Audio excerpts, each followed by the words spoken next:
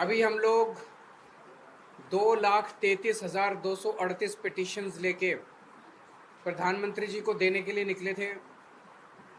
एक महीना पहले उनसे E20 के मुद्दे पे चर्चा करने के लिए समय मांगा था, उनका कोई जवाब नहीं आया। आज हम उन्हें पिटिशन्स देने के लिए निकले थे, उन्होंने जवाब दिया कि मैं नहीं मिलूँगा। तो बेसिकली ये तानाशाही की वो दिखाता है।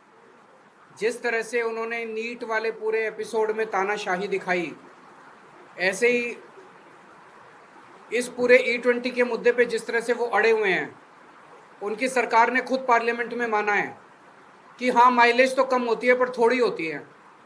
हाँ उसके इंजन के पार्ट तो खराब होते हैं पर रबड़ के पार्ट खराब होते हैं। तो भाई जब इंजन के पार्ट भी खराब होते हैं, माइलेज भी खराब होती है, तो फिर क्यों ज़बरदस्ती कर रखी है?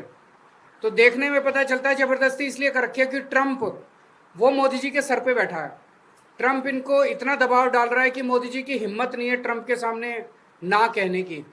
ट्रंप जो है वो ज़बरदस्ती कर रहा है कि अमेरिका से इथेनॉल खरीद के भारत में बेचो, इसलिए ये पूरा E20 आया हुआ है।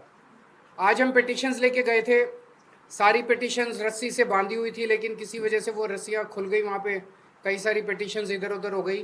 तो अगर प्रधानमंत्री दफ्तर कहेगा तो हम पूरी सारी पिटिशन्स का एक फ्रेश सेट उन लोगों को भिजवा देंगे, और उसके ऊपर वो गौर करके अगर 2,33,000 लोगों ने इतनी जल्दी साइन कर दिया तो जाहिर है कि पूरे देश के अंदर इसके ऊपर कितनी ज़्यादा बेचैनी है।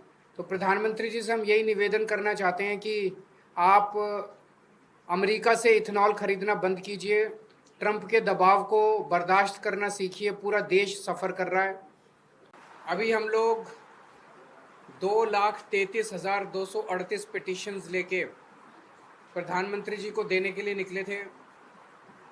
एक महीना पहले उनसे E20 के मुद्दे पे चर्चा करने के लिए समय मांगा था, उनका कोई जवाब नहीं आया।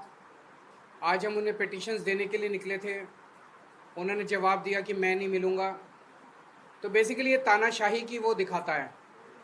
जिस तरह से उन्होंने नीट वाले पूरे एपिसोड में तानाशाही दिखाई, ऐसे ही इस पूरे E20 के मुद्दे पे जिस तरह से वो अड़े हुए हैं, उनकी सरकार ने खुद पार्लियामेंट में माना है कि हाँ माइलेज तो कम होती है पर थोड़ी होती है।